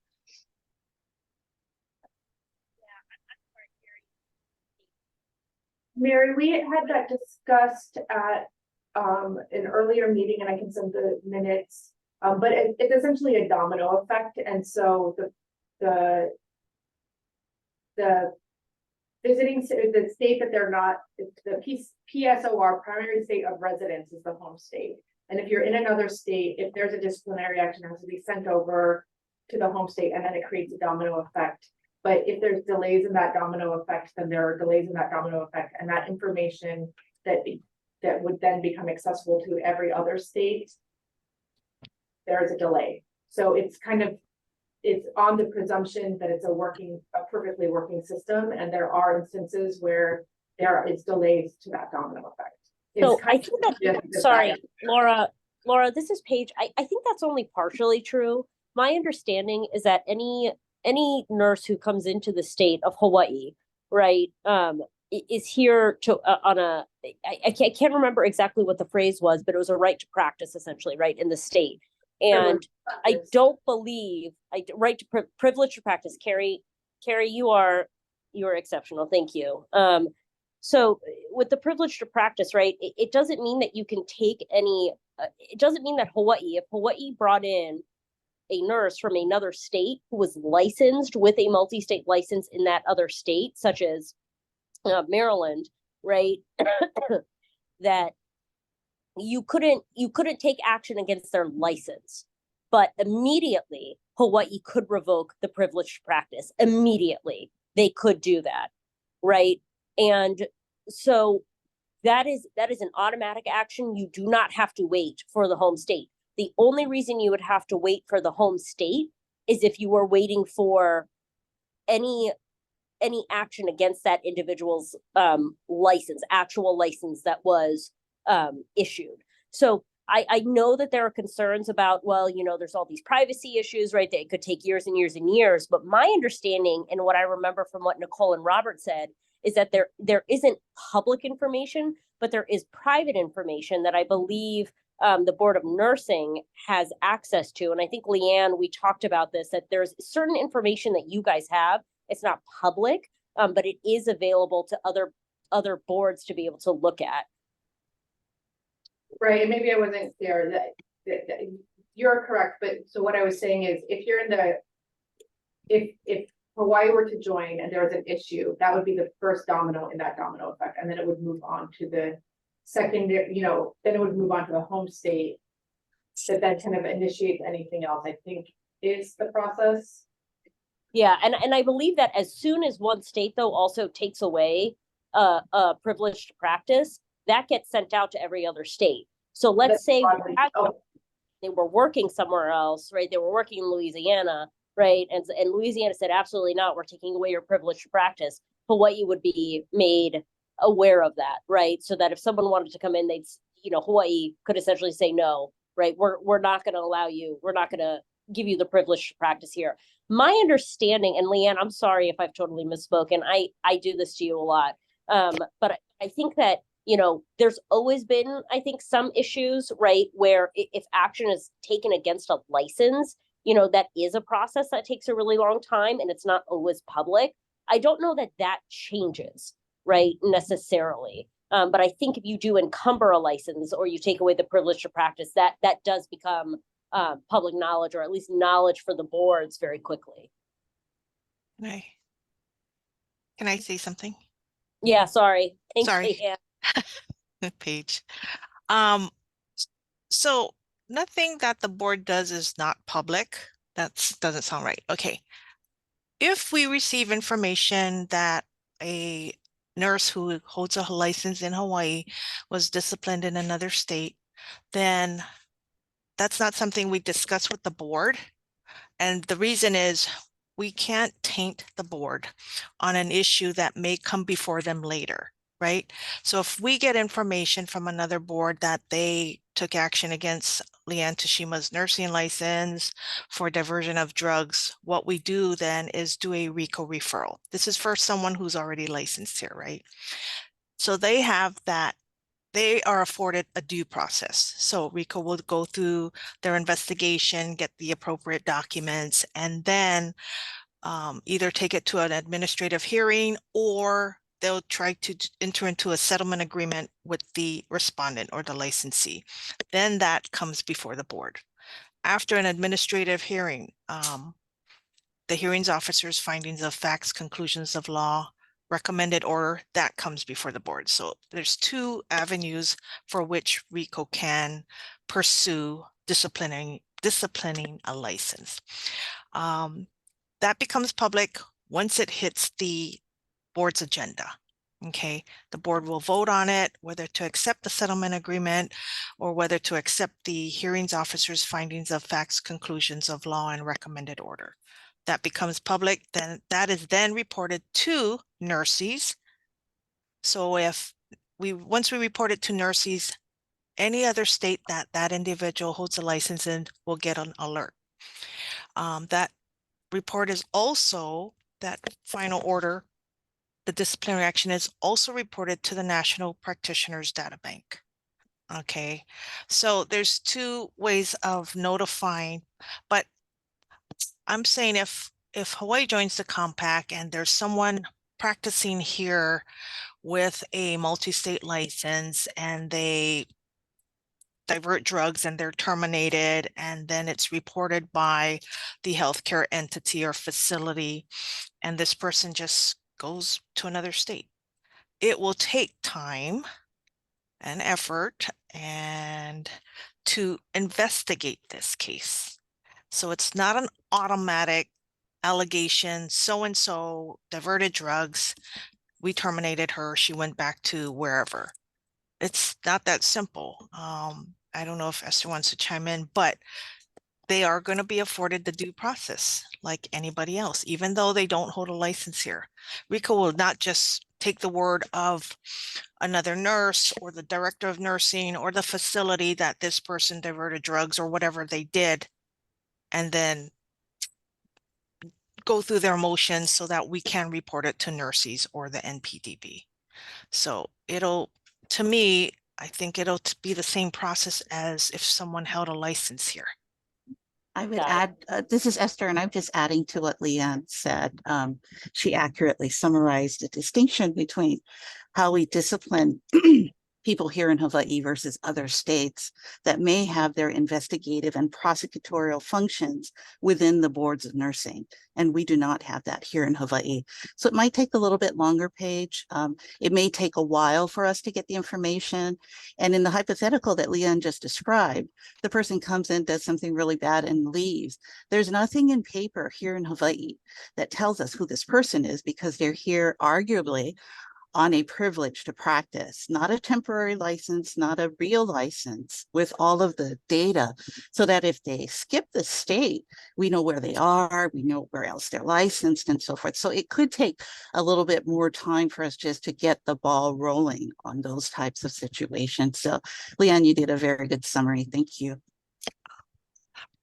Thank you, Esther. And I think that's what we've talked about, is that I don't know that there's very much interest in this group of not being able to track these individuals. I think what we've talked about in this group, the sense I've gotten is that everyone wants to find a way to be able to track the individuals, and that's probably going to come, at the expense of our employers.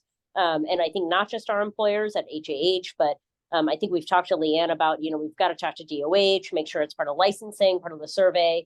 I would guess that it's not going to be, people aren't going to be hiring folks with multi-state licenses much outside of our membership and maybe the FQHCs.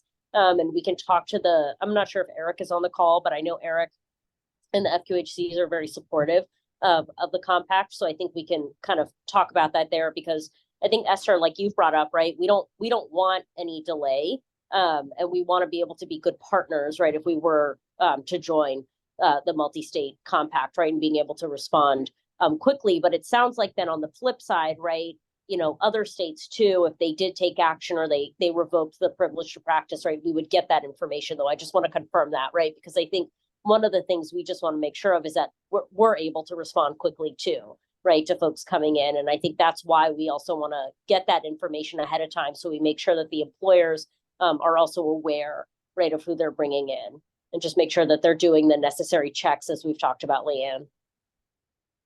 And Paige, or just to wrap up, this particular thought, we will be inviting or have invited the director of the Department of Health, the Department of Labor and Industrial Relations, and the Department of Business, Economic Development and Tourism, because they all have some authority to collect employer data or employment data or labor data or oversee employers.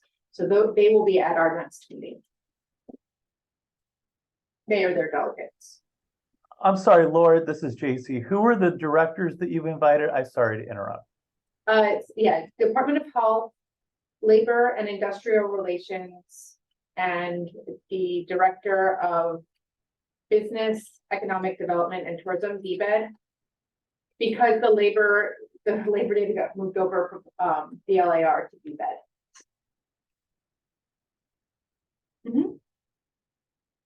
So we do want to provide them the opportunity to discuss their capacity within their jurisdiction to help collect this information.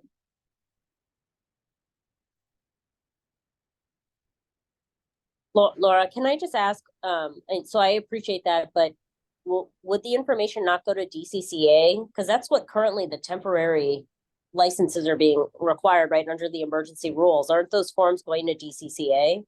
And wouldn't that be direct? I guess it's just a question. I can understand why, but my understanding is that done in other states, and that's what we're doing now, and that's what would be in the finalized rules. Good question. So those organizations were invited because, and I'll let Leanne answer as well, but those organizations were invited because in other states, Washington and Louisiana in particular, the request for employment information was collected by through like OCA, kind of like OCA requirements, basically. So Office of Healthcare Assurance. So whoever is certifying the employer sites, the hospitals. And so that's why the question is, how do these other these other state departments collect this information? Okay, got it. Thank you. Leanne? Just to clarify with Paige, should Hawaii join the compact, we will not know who is working here. We cannot require any kind of notification or application by any of these multi-state licensed nurses who are coming in the state. It is going to be up to the employer to keep track, to check nurses. And that's why I think we're inviting Department of Health, because you're going to need them to buy in if you guys are pushing for the compact, for us to allow or required Department of Health licensed healthcare entities to report workforce data, to check nurses, to make sure that the person's license is not encumbered, all of that stuff. It's not up to the board. We're out of it once we join the compact. So I just want to make that perfectly clear. There's nothing to report to the board. Currently, under the emergency proclamation, nothing to report to the board. The only reporting requirement that was previously was when the COVID emergency proclamations expired, that suspended a lot of the licensing laws. There was a gap, and then the wildfires. So we had to come up with, before the wildfires, we came up with emergency rules that required the reporting by the healthcare entities licensed under the license under the Department of Health. That expired on August 4th, I believe. Therefore, when the wildfires kicked in, unfortunately, the governor had to issue another emergency proclamation, same as when COVID hit, that suspended a lot of the licensing laws. No reporting to the board of who was practicing in this state coming in from the mainland or another jurisdiction. Yeah. So there's no reporting to the board at all. Yeah, and I think, and you know, I can confirm this with Alani, but I believe that there are rules, though. There are final rules that are being drafted. And I think, Laura, you folks are helping with that for the temporary licensure. And I do think there's report requirements in there. Okay, so yes, we are working on language since the bill didn't pass through this past legislative session. So we're trying to incorporate language into our rules, checking with our Attorney General to make sure we have the statutory authority to do so. And that will be, quote, presented to the board at their meeting this Thursday. Oh, okay. Yeah. So we are trying to work on it. It's not a speedy process, as you know. We can't add anything else to these amendments or it will delay it further. So we're trying to stick to just putting in language that would allow the board to issue temporary permits like they did before, but clarifying it further, taking out some of the requirements, almost mirroring Senate Bill 63 that didn't pass through the legislature. So we're trying to push that through. Once the board approves it, boom, we're going to try and fast track it. So we can't add anything else to these amendments. We're just trying to concentrate on this one section. And to distinguish Paige, if you're alluding to this effort with a temporary permit, the temporary permit wouldn't be issued to someone who, if we joined the nurse license compact, those are two separate things. And so if someone who's under a multi-state license comes to Hawaii and then they decide that they want to become licensed in Hawaii, they could potentially, if the temporary permits stand up, they could apply for a licensure by endorsement. They could also apply for a temporary permit, but those are separate things. So somebody with a nurse license compact wouldn't necessarily be applying for a temporary permit. So it's very distinct, like carve them, separate them in your mind. Yeah. And that requirement, I don't believe it would be allowable under the nurse license compact language to require a nurse to apply for a temporary permit. That's kind of antithetical to the purpose. That's correct, yeah. And so we would not be able to require a nurse to do another nurse licensure thing and use the multi-state license compact. And that's why that data cannot go through DCCA. It has to, the employment information has to go through employers or another state department, because you can't tie things on, more things onto nurse licensure. Yeah. Right. So I think that maybe my comments were misunderstood. I think the point being that we've talked about as a group, I think there's consensus that we would want, you can put in the compact to have employers be required to take down the information. I think as a group, we've sort of, the consensus I get is that's necessary. I think if Hawaii was to consider going into the compact, I think, a lot of us would agree. But the difference is that I think what I was confused about was why we were bringing in the departments to talk about, who would handle the data from the employers. I misunderstood that. It sounds, Laura, like, what we're going to do is just talk about how other agencies handle information from employers. But my point being was that it had sounded like the information wouldn't just go to DCCA, that there was some question about who the information would go to. And my point was only that DCCA has already had to take in that type of information. So if they're open to receiving that information again as part of a package that would require employers to collect that information as part of the compact, that would make the most sense to me. But no, I would agree with you that it doesn't make sense. You can't compel nurses to make multiple applications for licensure. So the only point being that, DCCA has taken in this information before from employers. And I think there was a consideration to continue that practice. And so if we as employers take in that information and send it to DCCA, that's a system that we've been using and that I think has worked for everyone.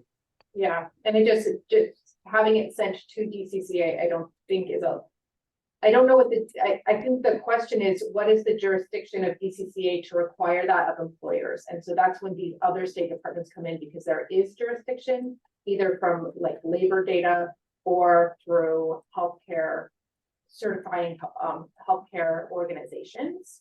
And so it's really, you have to think about what the jurisdiction of those departments are. And because we have options, well, let's listen to all of the state departments that may be applicable here. Not knowing really what the perfect answer is. Darren, I see your hand is up. Hi, thanks, Laura. I have a question I'd like to direct to Dr. Buchanor with ANA.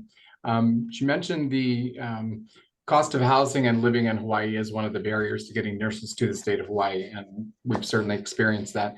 I'm curious to understand, does ANA have a concrete plan or a proposal that they would put forth to the legislature on how to address that in the event the nurse licensure compact did not move forward in the time frame we're hoping it might? Thank you, Darren. No, of course not. We were addressing the legislature in our comments that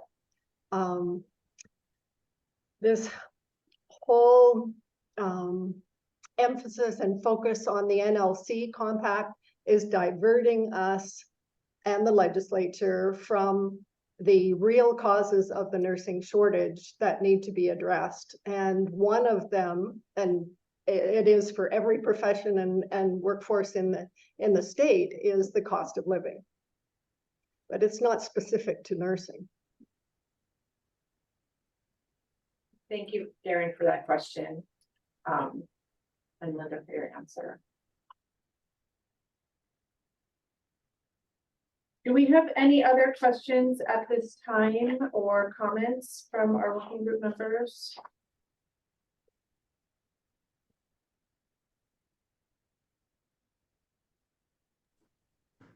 Hey, Laura, it's Jen. I guess one quick question, thinking about the survey. If there were resources available, could the survey that you all created be sent out through DCCA to all of the, no, Leanne is shaking her head no. I didn't even finish my question, Leanne. You cried. How come? Well, okay. First of all, it would have to be mailed. So we'd have to get clearance, right? Or approval, because it's going to cost the postage. If we were looking at only what,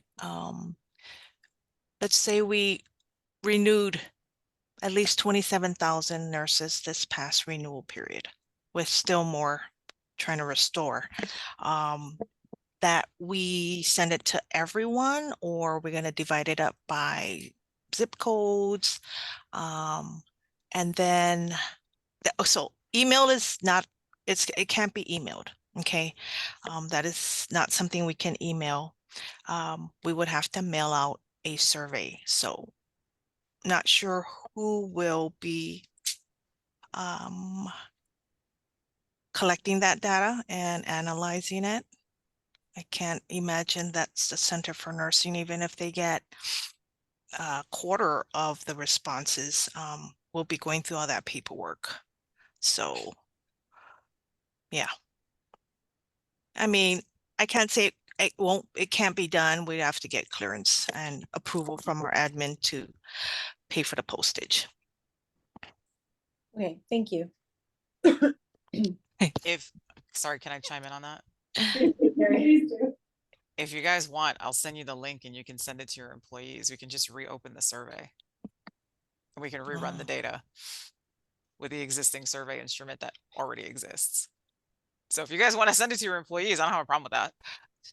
So I'm sorry, I missed the beginning of the meeting. The survey is about whether you're. It was a survey of nurses to see what their attitude, they wanted Hawaii to join the Nurse Licensure Compact and what they would do if they got a multi-state license. Is that something you want us to post on our website as well? The Board of Nursing website? I'm not sure how many to this group on that nurses actually read what's on our website. Apparently not a whole lot, but I mean, just to get the word out, if they want to go to your website, our website, it's available, and have it open for, I don't know, a month or so. Have the employers and the facilities get the word out and encourage their people, the nursing programs, everybody just go to these website. Can you just fill out this is it a short survey? Yeah, it's like 1.5 minutes long. We can crowdsource the data. I guess my question is, what is the point of doing that? Because unless you guys are expecting a wild shift in the trajectory of the findings, where all of a sudden we're going to like throw the survey out and I don't know, 10,000 nurses respond to the survey and 10,000 nurses have a wildly different opinion than the 350 nurses who already did it, that would be very contrary to my expectations of what we would expect to see in a pattern. If you guys think that there's potential for that, then sure, we can find ways to distribute the survey more widely. But I'm fairly confident that the data we have is a decently good representation of nurses' general attitude toward the Nurse Licensure Compact. So I leave it to this group to figure out. The point is, the survey exists. We have the link. If you guys want to distribute it, we can make that happen. Jen, can I ask you a question? What is your interest in asking that question? Because I think yeah, because I think honestly, if you're an opponent of the measure, you're basically going to say, well, that survey is not valid because it only, touched, I don't know what percent that is, less than 1% of all nurses in the state. And so it's really irrelevant. It's what you're going to say if you're an opponent of the measure. So I think it's from a value proposition standpoint to legislators in particular, I think it would be helpful for them to understand what do the actual nurses believe and feel versus perhaps who's representing them in different capacities, right? And while I agree that I don't think you're going to get a significantly different representation, I think from a communication standpoint, what you're probably going to be up against is that 354 nurses is not representative. So that was sort of my only issue. So thinking about, is there a way to expand that to be statistically significant? So I'm going to actually just talk to OmniTrack a little bit because, you know, we use them a lot for HMSA and just get a feel from them what they think would be relevant based on the number of nurses in the state and that kind of a thing. So I'll just take that offline and can kind of like circle it back if that's okay with you all. Thank you. Linda? Hi, this is Linda from Hawaii American Nurses Association.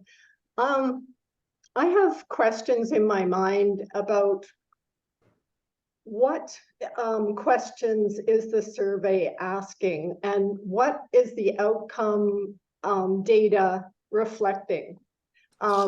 We're looking for nurses to self-identify what they know about the NLC, and we're asking them if they would join it or not. Is that what we really want to be asking nurses? Or do we, I think that the short survey was excellent for getting a snapshot to work around, but I think the questions have limitations. The survey has limitations. It's not a proven tool for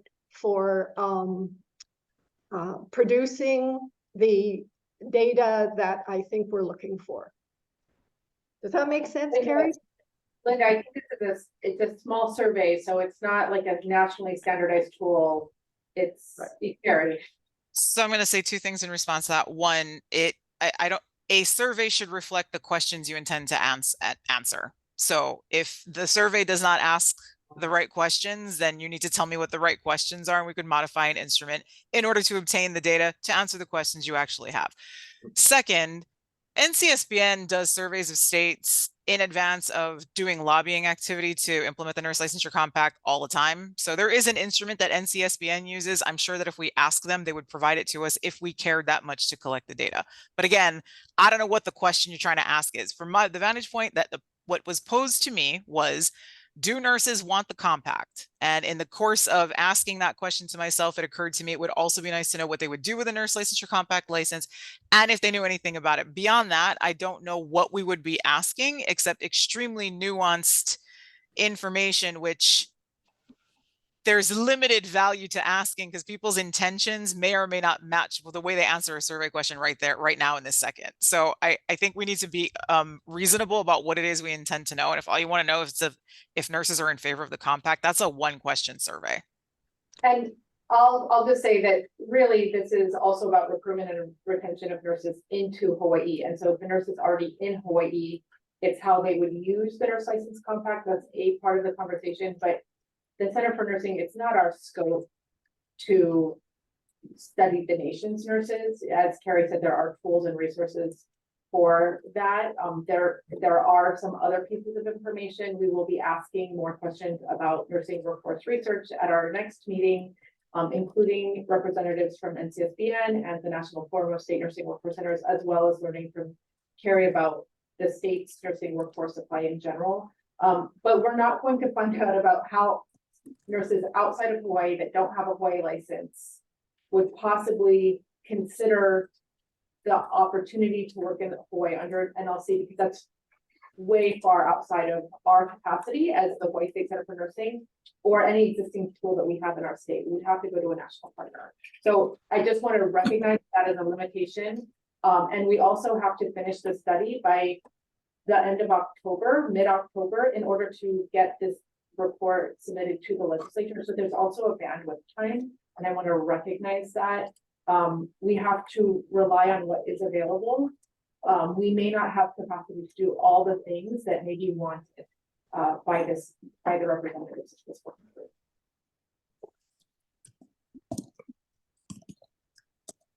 All right, well, we are at time. Our next meeting is, let me see.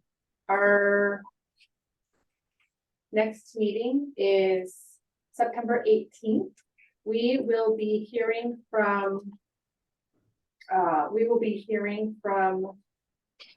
am I wrong about what is our next meeting? The 7th? It's September 6th. Pretty sure it's me. We will be hearing from NCSBN, the National Forum of State Nursing Workforce Centers. We'll be getting the state's first snapshot on the state's nursing workforce center with the research that Carrie just completed, or the fielding she just completed on July 1st, or the survey closed June 30th. And then we'll also be hearing from the directors of the other state departments as we discussed. So there is, and for members of the public who haven't been part of this meeting, we do have a website. It's if you go under our policy tab, it's the first subpage, and there's a lot of information already available, and I do welcome you to go look at past videos and also the resources that we have publicly available.